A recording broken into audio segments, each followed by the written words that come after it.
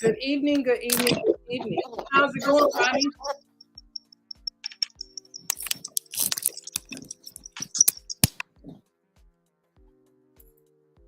I think we are live. We are live. Yes, we are. Good evening, good evening, good evening. Welcome to the Ronnie and Yasheka's dating discussion, where we talk about things that's relevant to the dating world, especially us and Generation X. My name is Yasheka Foster, affectionately known as the artist of dating, and my handsome co-host. Good evening, everyone. Ronnie Walker, master coach of exceptional dating, relationships, and sex. And welcome to the Ronnie and Yasheka dating discussion show. All right, let's get started. But first, we're going to do our commercial break.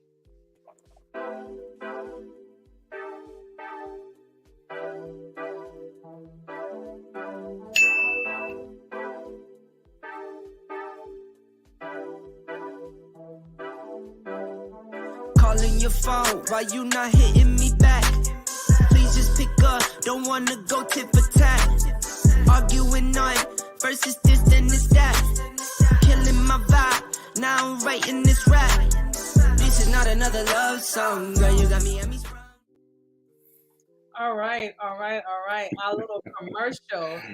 So listen, before we get started, if you are joining us for the first time, be sure to go ahead and follow us on the Ronnie and Yasheka's dating discussion on YouTube, Instagram, and here on Facebook. And also you can, I said YouTube, catch us on YouTube. So we're streaming right now through StreamYard onto Facebook as well as YouTube. So if you come in and make a comment, be sure to allow StreamYard access to you so that we can know who's making the comment and part of the discussion. Ronnie, this has been long overdue, right? We've been trying to come back for a couple of weeks, huh? Yeah, it's been a journey. It's been a journey. A lot of people don't really understand the process of content creation and the things that can come up in the way that. But we still keep going. So it's good to see everybody. It's good to see. Absolutely. So we are going to get started. I just want to say that I'm glad to be back. Things happen in life, but we are here. So today we are doing another You Ask and We're Answering, which means that there are questions that many of you have out there that you don't necessarily want to ask out loud yourself. So you DM Ronnie or myself or send us something through email to let us know that these are the things that's on your mind and you want to know what we say about them. So we are going to kick it off with Ronnie asking me some questions, and that's how the remainder of the show will go. So Ronnie, let's get started. Okay. So listen, this is something that these four gentlemen, I tend to be on a number of panels, be it sometimes just men, the men's forums, and one of the most popular are the men and women. And I find those pretty good because it really gets in real time an idea of men asking the women questions and the women asking the men questions. Now, this was one panel that I spoke to with both men and women, and they're from different parts of the world. I've got one from Ireland. These are all brothers. One from Ireland, England, Africa, and then one from the U.S. The youngest one being 39. So pretty much they was in here. So let me just give you the age range. 39, 44, 53, and 69. All single.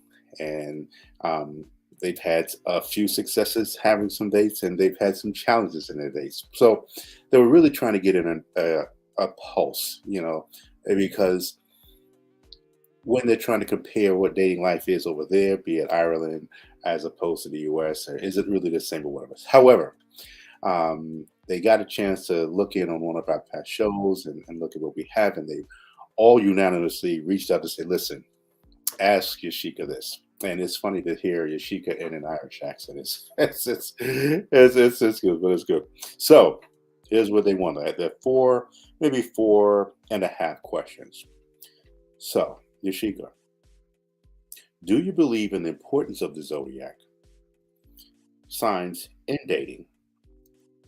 And is that important in finding a mate? And if so, why? Do I believe in zodiac signs, and is it important when finding a mate? And if so, why? Right, exactly. I believe that zodiac signs are relevant, right? This isn't to say that if I run into a Gemini and a Aries again, then I'm going to turn the other way because my husbands were Geminis and Aries, right? Okay. But it gives me a starting point or a look into who that person may very well be based on their zodiac sign. Because what I've noticed with zodiac signs, I'm Creole, so I really believe in them. Um, People are aligned sometimes with their zodiac signs. And so for me, I'm a Pisces. There are certain zodiac signs that, according to astrologists, I will get along better with, and then there are the ones who I'm non-compatible with. Now, when it comes to that, I don't really pay attention to that. But as time progresses in the relationship, if that person is one of those zodiac signs that I'm either compatible with or not compatible with, I'm going to take those things into consideration, especially if I realize that we can't get on the same sheet of music. Then I know it's our personalities. I know it's our planets are not aligning well. You know what I mean?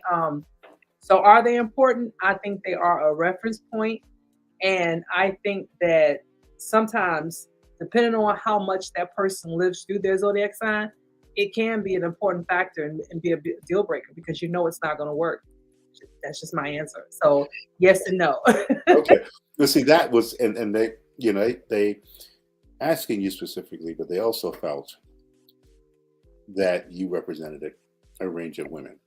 And so this is why they felt to ask you that, because we know that there are men who are into the zodiacs, but overwhelmingly, that's not the first thing that comes to mind. If just a conversation starter, what is your sign and things of this nature. Men are more practical in that way, and even the younger generation, they hear it, especially, and I'm speaking to the men, but it's something that we hear so much with women. I even posed a question on a post of mine, and it's funny because the men unanimously said that the women are all over the map. So, for instance, and I know what they were saying. They say, so for instance, this is Mr. Ronnie. No, the zodiac is not that important to me, but I'll never date a Gemini again. So I'm like, so is it important? Is it not? And so they do it with the LOL because they want to kind of discard it, but at the same time, if they've had some relationship or dating experience with a certain sign, it just seems to be a pattern. So again, this is just something they felt to ask. So I totally agree with that. There are patterns because of zodiac signs. okay. So, Okay. That's what I say. It's definitely a reference point. I won't say, okay, if this sign is compatible with me, I'm just going to not give it a chance. I will give it a chance, but I have to keep in mind that there's a possibility because of our differences of personalities and stuff that it may play a part in the deciding factor of the relationship. Okay. Personally, if I feel a certain way about a person, I feel a way about a certain person. Whatever the internet planets be damned. I'm going in. It's just whatever it is. I'm just going to go on what I feel the energy is with said person. But again, I truly understand how there are those who it's important to them based on their experiences, because there are some, I'm sure you can agree, Yasheka, that can take a zodiac sign and they could break it down to the molecule. I mean, they could just say based on how this person was born in this, and I says, more power to you. Whatever works and gets you closer to that forever after. I'm happy for you. So that was just a question, because men just it's fascinating to some and then frustrating for most, because it's just a state of confusion, as I and as many men ask women about the zodiac. Do I have a chance? Because they'll say, well, what sign are you? And they'll say this, and then the woman will give this look like, oh boy, here we go. Should I? And then he already feels that he's dead in the water. He's like, damn, why should I have lied? Should I have made something? And so this is that question that they felt they needed to ask you. So here's the next question, Yasheka. Men have constantly heard from women as to why men are the problem of the dating pool. Do you believe women play some part? And if so, what is that part? Absolutely, women play a part. There's no one side that's responsible for the dating pool. Now, What I will say is this, what I've noticed about men in terms of dating, and this is just my personal experience and what I've seen from other people. A lot of times when a woman gets out of a relationship, she will take a break and get to understand what happened. She will get to a place where she starts to heal if it was one of those relationships that was hurtful. She doesn't, most women, I'm not saying all, but most women, they take that time to evaluate their life, evaluate the relationship, and whatever went wrong in that relationship, they try not to make the same mistake in the next relationship, right? Now, again, we're talking about some women, not all of them, because some women, they don't do a reflection period. Some of them just like, hey, whatever, right? Because they don't want to face whatever it is that was in the relationship that caused it to fail. So they just go about their business. But for the ones who are really in a growing space and who really want to attract the partner that they want, they take the time to heal. Now, what I've learned about men is that men don't necessarily take the time to heal. And what I mean by that is not most, I mean, excuse me, not all, but some men will go from relationship to relationship. And because they go from relationship to relationship, whether it's a physical relationship or intimate relationship or all the things in between, they will go from relationship to relationship. So what happens is, depending on the woman that they're dealing with, he has brought all that hurt and pain from his previous relationship onto the next relationship because he didn't take that time to heal, to reflect, to do whatever he needed to do to get himself together. So now the woman that he's dealing with currently is enduring whatever hurt and pain that he had from the previous relationship. So now she's carrying that with her. Now she's trying to figure out how to maneuver around his hurt and pain and how she can mesh well in his life. And so I say all this to say that I don't think that it's no one fault specifically, but women do not require certain things from men. Instead, a lot of times we will adjust ourselves to fit whatever hurt, pain, excitement, whatever it is a man is going through, we will try to adjust ourselves. And so I feel that women are at fault for that because we allow these men, knowing that they're not healed, knowing that they're not whole, knowing that they're not doing the work, to come into our lives and bring all that residual with him. So that's where the woman plays a part in. Instead of her saying, listen, I need to back away and give you time. And if when you are done, or if you get to a better place or understanding, then I'm here for you. And I'm guilty of that myself in one of my relationships. Literally, I went and he went from one relationship to another relationship without us actually going through the healing process. And because of it, we brought all those things from our previous relationship to that new relationship. And so we were trying to work through it and it just didn't work out. You know what I mean? And so that was a lesson that I had to learn the hard way and I learned it. But that person, on the other hand, continue on with the monkey bar effect. I call it the monkey bar effect. In other words, before you let go of one thing, you hold on to something else. And once you grab it, you let that go and you go to the next. So I call it the monkey bar effect. So him, on the other hand, he did the monkey bar effect. So he went from one relationship, then a relationship with me, and then immediately to another relationship. So when did he really have time to heal? So yes, both people play a part, but I think that women don't demand things of men the way that we should. Okay, so here's what I know the men are going to say. Because it's going to sound as though, and maybe it's not your intention, that still the onus is still on the man as the problem in the dating pool. So is there something specifically outside of her being flexible in a man's quote unquote brokenness? Could it be their expectations, their entitlement? Do you see any of that, or do you hear of any of that in the dating market from women that you find that could be a challenge? Well,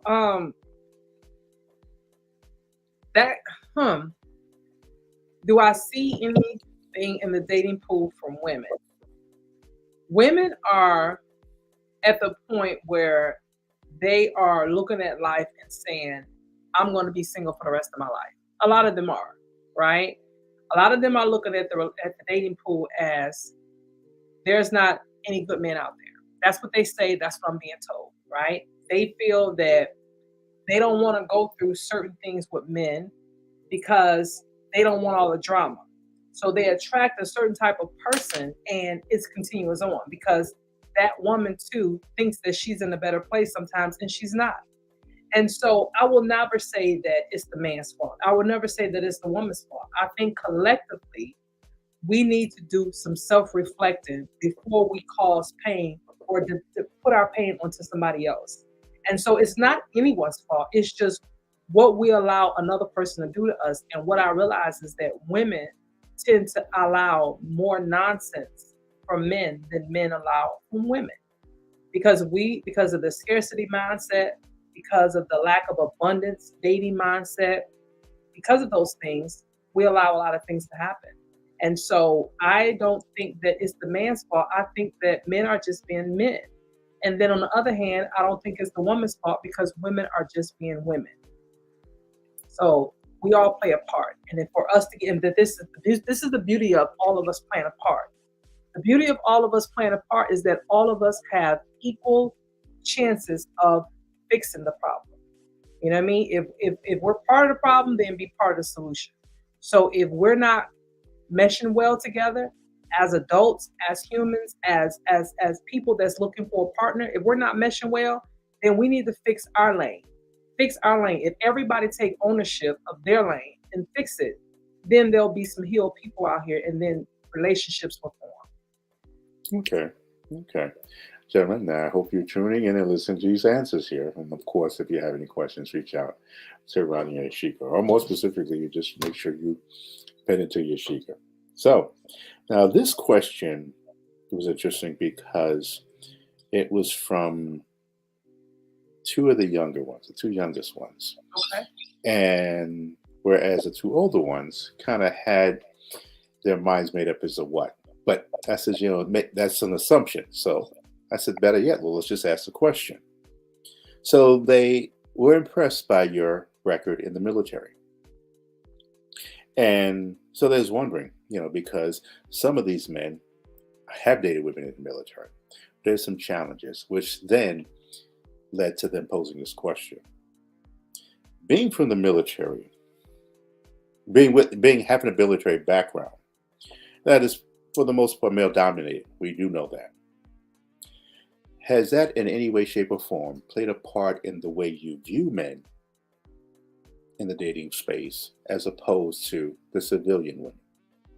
So has it strengthened your belief in finding a quality man, or has it diminished your outlook, or it didn't affect it one way or the other, as opposed to the women who are just looking at men and dating that are out there? So I will say this: when I got out of the military after 25 years, the dating pool with the civilians was a culture shock to me, because of the fact that the military is predominantly men. But the thing about it is that I would say most of those men are also married. Most service members get married early. However, the small few that was left, that they have benefits, that they have a job, things about them, right? Mm. They were considered, prospects. Well, because it's male dominant, there's prospects all around me, all the time, every day, as a service member. Once I retired in 2016, and I started to really get into the dating pool, it was a culture shock to me, because now I'm looking at it from a different perspective, because for whatever reason, I felt more comfortable around service members, right? When it came to dating them.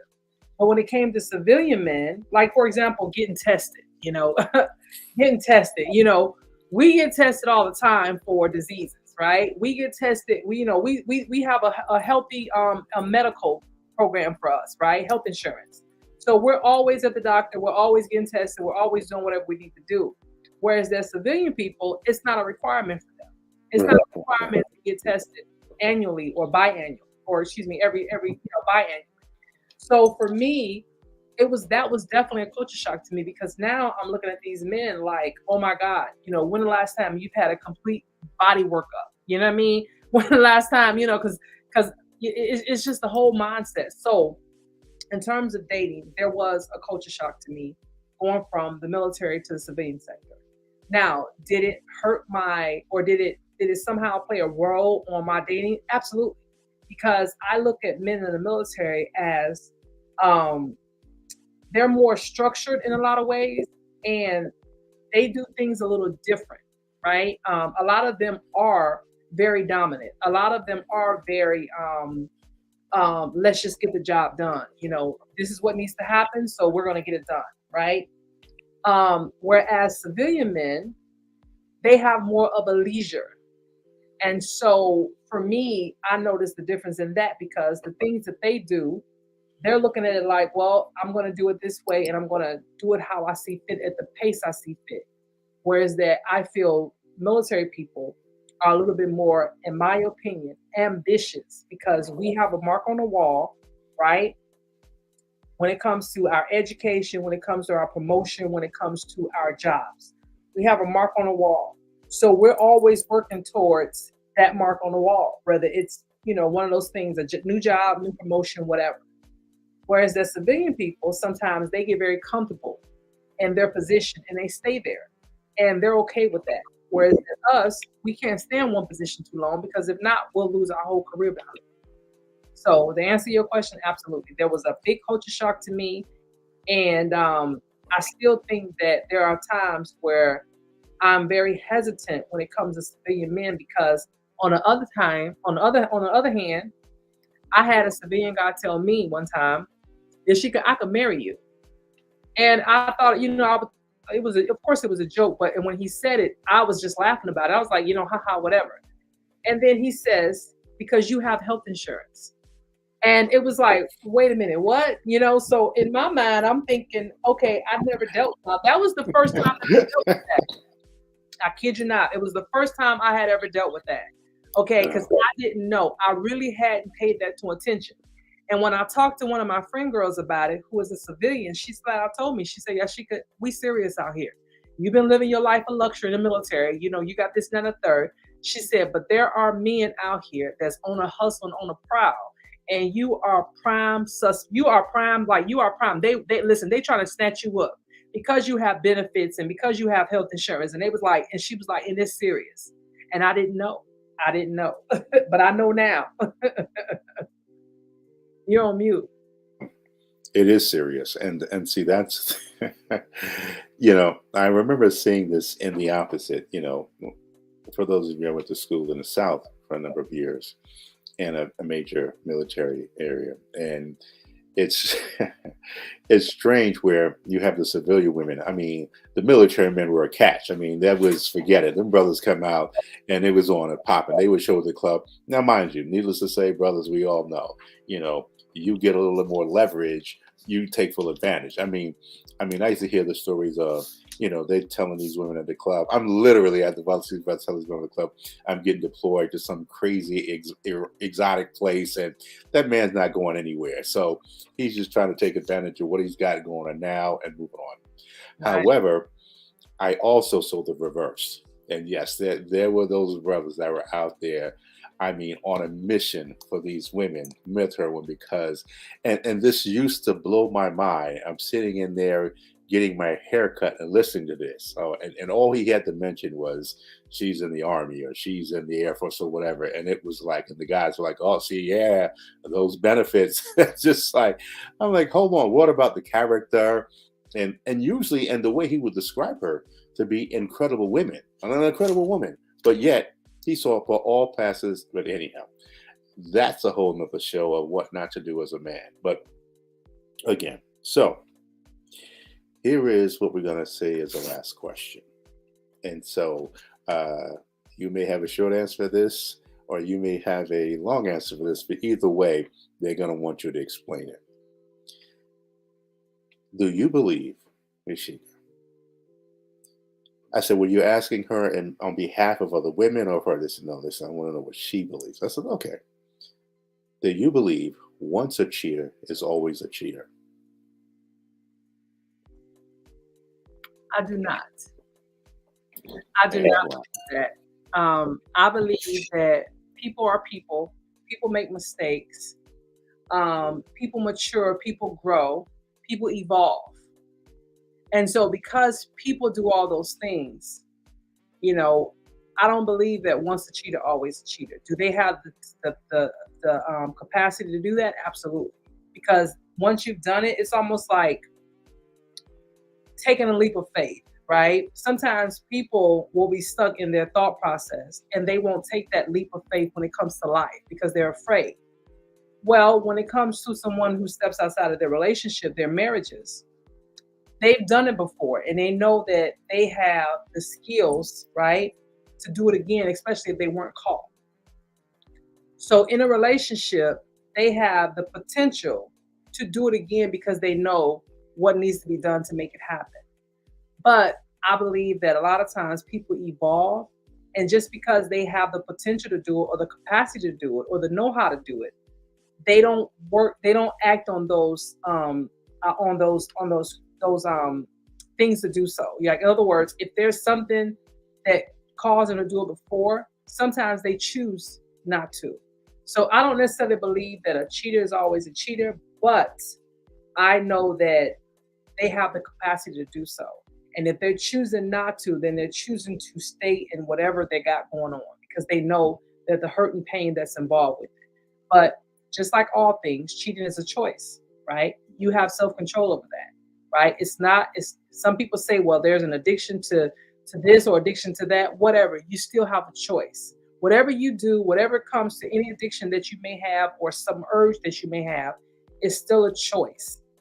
And that's how I feel about it. So I do not personally believe that once a cheater is always a cheater. However, I do believe that a cheater in a relationship has the potential to do so. Again, it's just whether or not he or she wants to pull the trigger on it.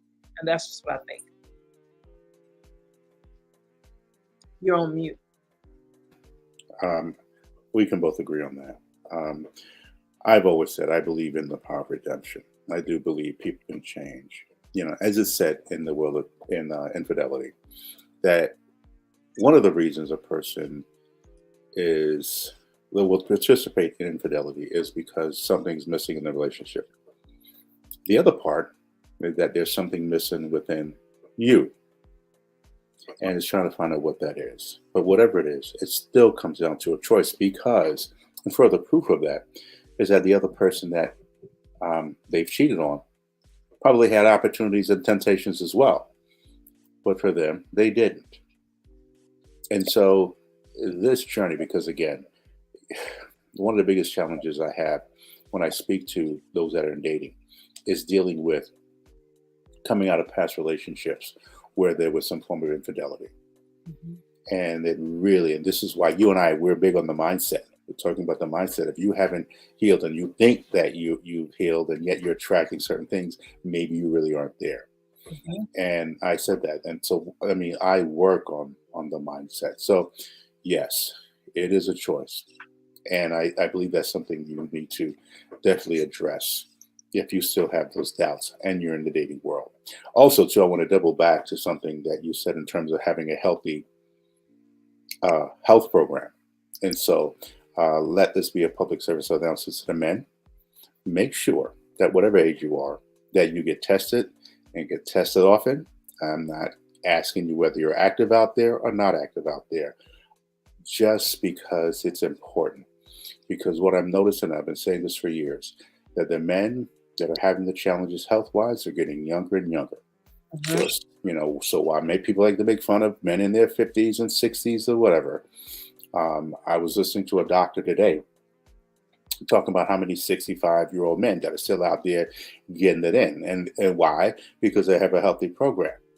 Yet, meanwhile, I'm speaking to also men in their 40s and 30s that are having some issues. So be it ED, be it the heart, be it the mental challenges, again. So I hope you listen to that very clearly what Yasheka was sharing in terms of making sure that they have a healthy, active health program, and men, even as civilians, that we're making sure that we're the best version of ourselves physically, as well as emotionally and, mentally and all that, for the women that we're looking to be out there dating. So make sure we have our stuff together if we're expecting her to have her stuff together. So that was just a quick purpose analysis. And I wanted to kind of expound on the cheating in the relationship. So here's my thing. and I might get some kickback from this, right? Life happens. Life happens every single day to every last one of us, right? And I know, and I only can speak for myself. I only can speak from my life and my experience, or, if I've talked to someone and gained some insight from their experience, right? So here's what I have to say about cheating. I know people that when they find out that their spouse cheats, they immediately like, this is the end of the world. I'm out, right? I don't want to talk about it. I don't want to do no reconciliation. I don't want to do therapy. I'm out, because for some people, it's an ultimate deal breaker. It's an ultimate deal breaker, right? I say that that person has to deal with whatever making them feel that once a person does this to them, there's an ultimate deal breaker. Because what they're ultimately saying is, you're disrespecting me, and you disrespect the relationship, because you're saying that somebody else is needed in the relationship in order for you to feel whole and complete. So therefore, I must not be enough for you. And so they choose to leave the relationship when they find out that their spouse has cheated. I personally don't agree with that, right? And here's why. Like I said earlier, people evolve, people make mistakes, and to assume that a person is going to, because according to what they say in the book, when you have a thought, when you have any type of imagination or whatever about somebody else, it's cheating, right? But of course, we all agree that we don't care about the thought. We care about the action. So once they do it, then it becomes a problem. As long as they think about it and don't do it, it's not a problem. It's about that action. So I want to say that I believe that there's a way to do something. And what I mean by that is, I know people who have cheated in relationships, and you would never know that they did it. Why? Because they never was home late. They never missed a meal. They never was away on weekends. They never doggone went over a friend's house. They pretty much cheated Monday through Friday from 9 to 5. In other words, doing business hours.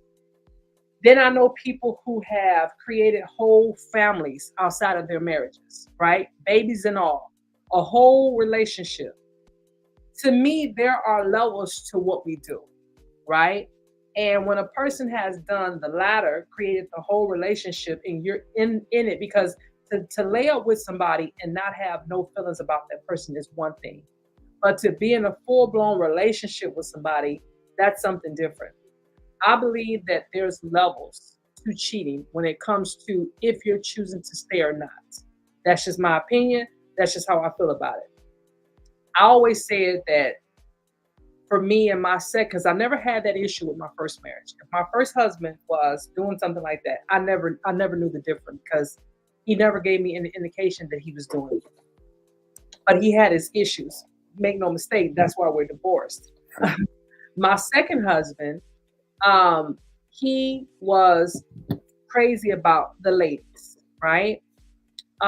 Whether he was intimate with them in a sexual way or not, he would have constant relationships with other women. That was just part of, I guess, him being who he was. But the thing about it is that I never saw it. I never felt it. I never tapped him on the shoulder. When I understood what was going on, or when I paid attention to what was going on, it was more of the stuff was coming to me from other people, from people who wanted him, people who wanted what we had. So they brought it to my attention. He never did anything to make me think otherwise. I had my own discernment, but it wasn't something that was in my face. But the other people wanted what we had. So for them, it was nothing for them to pick up the phone and call me and tell me about it. You understand what I'm saying? Or while I'm sitting around or walking around or whatever, they say, hey, do you know that this is going on? Because they wanted what we had. And so I just say that there's levels to it, and I never left my second husband because he was cheating. I never left him for that. That was not the reason for me filing for divorce, right? So everybody is different. Everybody has their breaking point, but back to the question of, is a cheater always a cheater? I don't think so, because like my grandmama said, eventually they get slowed down. no matter what. They get slowed down.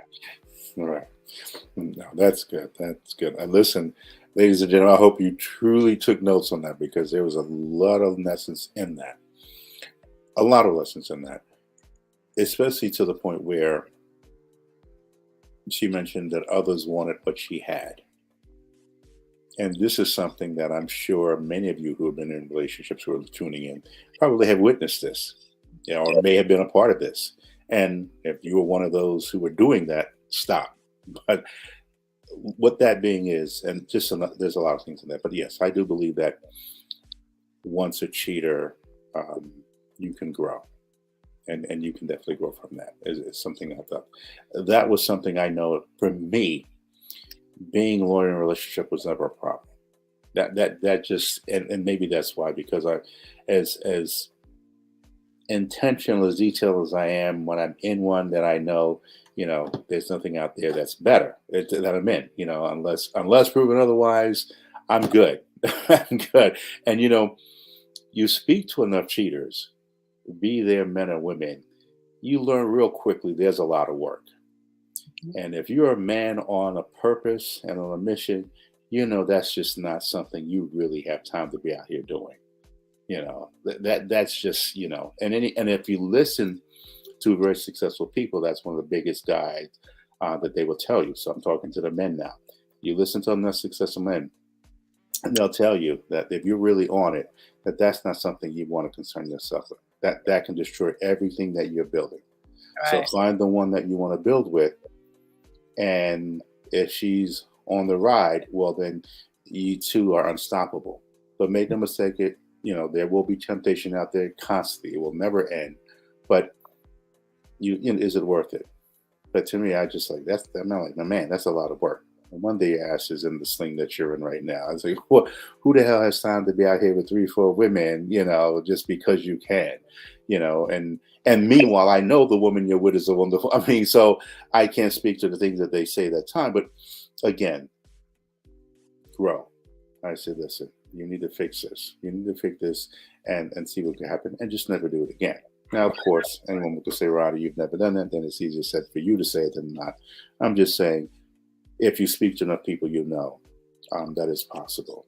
And more couples than not, funny enough, have forgiven that than have let it destroy the relationship. But to each his own. I've talked to older couples and that have been married, 50 years. And they will tell you that they've been through all that, not just from one person, but from both persons. Yes, people, right? That's true. They've been through all that, but they had to work through it because they looked at the bigger picture. The bigger picture, right? You understand what I'm saying? I mean, like literally, I mean, some of the cutest things I see with these older couples when it comes to that, and they are very open about it because life is not a straight line. Life is not perfect. You know what I mean? You're in a relationship, you're in a marriage, and something else just grabs your attention. You don't know why. It might have been just that one person, that one time when you were in a vulnerable state. It could be a host of things, right? And you react on it for whatever reason. And so, again, I just believe that there's a way to do things. And when you talk to the older people, they'll tell you that life is not perfect. Everybody goes through it, but they look at the bigger picture and they get to the end. And that's what it's all about, because that doesn't necessarily mean that person doesn't love you. It doesn't. It doesn't necessarily mean that person doesn't desire you. It's just that sometimes their urges or their whatever they're trying to fulfill is bigger than anything else. And they do it with the intention that as long as I can get away with it, he or she will never know. So they do it with that mindset. We all know that it don't always work out for them because many times they get caught. But that's the mindset. They can get away with it. So they don't go into it thinking that my person is going to find out about it and it's going to hurt him or her. They go into it saying that, no, my person will never find out. I can do this and get away with it and nobody will know the difference. Just like a bank robber. A bank robber doesn't think about getting caught. They think about when his job is over, I have all this money and I didn't do anything for it. That's what they think about. They don't think about, well, if I get caught. No, they don't want to get caught because they want to rinse and repeat. Now, just like a bank robber, eventually you do get caught. And that's the same way it is with a cheater. You do it enough times, you will get caught. If you're doing it with something else, then you need to think about why are you, because one time is one thing, right? I can probably even forgive 2 times. But when you are in a relationship or it's constantly the same thing, then that's when I will walk away. But if it's one of those things where you did it and I didn't know anything about it because you were well at doing it, we can talk about it if I find out about it. But I'm going to now look at you sideways, and I will hope that you wouldn't do it again because you know that that hurt me and we're trying to work through it. But like I said, some people, they don't go that far. Some people are just one and done, and they're not going to allow that person to do it again. But to each his own. Ladies and gentlemen. Now, funny enough, there are those who will cheat and hope to get caught because it's the one way they figured that they can get across to their partner something they've been trying to say for some time was not being heard. That's So, not how you do it.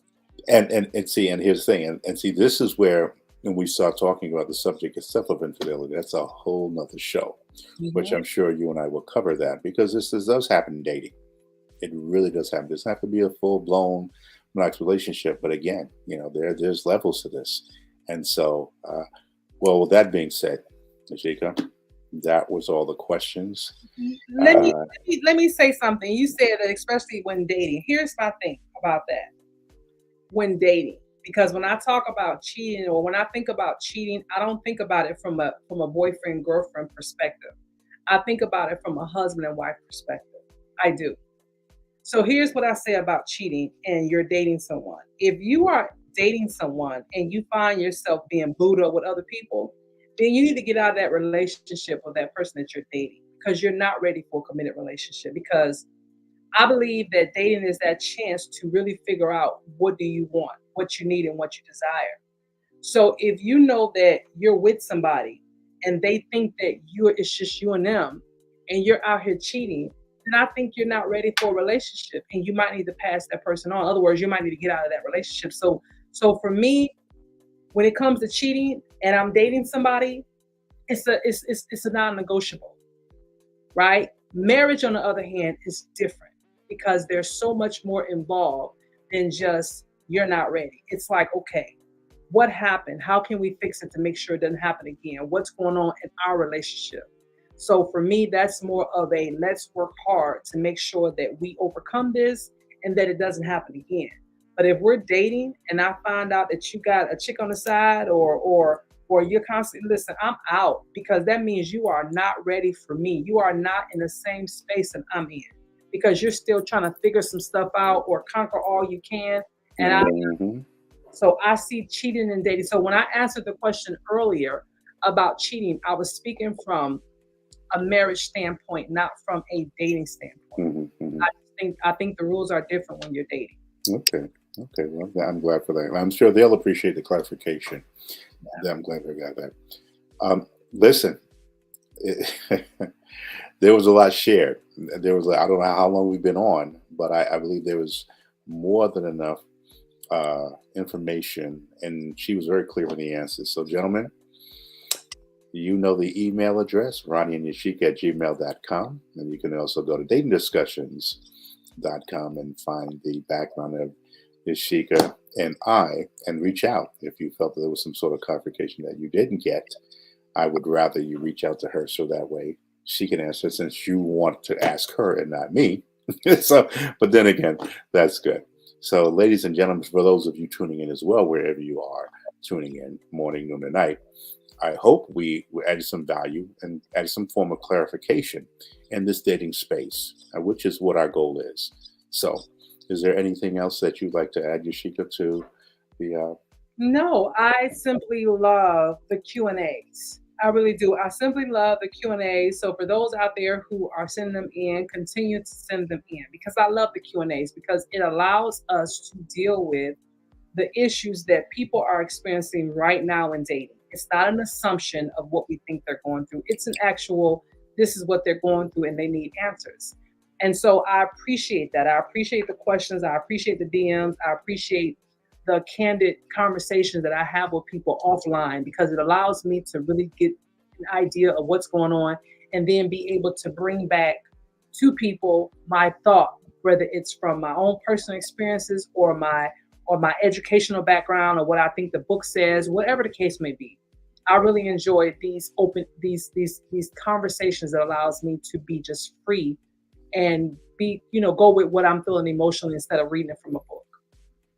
Great. Well, that's good. I mean, and we, we that agreed that we're going to make this a feature as we're moving forward. So, ladies and gentlemen, you've heard it from her, you've heard it from me as well, that we do welcome the questions, and we do understand that for whatever reasons may be, that you may not want to be as open in the public space and the platforms to ask and have your views. But just know that what Yasheka and I provide is a safe space for you to share your thoughts. So this is why I didn't put any names to the questions, and but they were varied backgrounds, varied incomes, and the ages. But I felt that was important so that the audience, can get an idea of the variety, and the range of men and women that we speak to in this space, because we both need to speak to both the men and women. And I think it's good that men do ask the questions to the women, because it is the women they're looking to attract.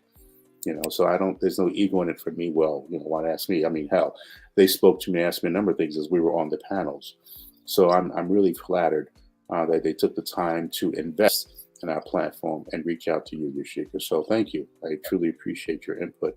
And I do know the brothers have gotten some information that I think they can move forward with in their dating space. So I thank you for that and your time. All right. Well, it has been a pleasure, just as always. And I'm glad that we have tuned back in from apparently a extended vacation, because you guys know I'm on vacation for the whole summer. Okay, the whole summer. So trying to navigate our schedules was something. So we're here. And so, Ronnie, this has been a pleasure. I appreciate you. I appreciate the questions, and I appreciate this venture that we're going on together. And so, without further ado, if you guys have not subscribed to our YouTube channel or our Facebook group, please do so, the Ronnie and Yasheka's Dating Discussions. If you have any questions at all, DM myself or Ronnie, and we will either answer them in the DM, or we will do a whole live stream on it to give you the answer that you're looking for. And so while you guys go out here in the world and date, make sure that you guys are respecting one another and doing what you need to do so we can all get to the love, so we can continue on with the love making. Ronnie, you take care, and I'll see you on the next stream. Good night, everybody. Good night, Yasheka. Take care. Good night.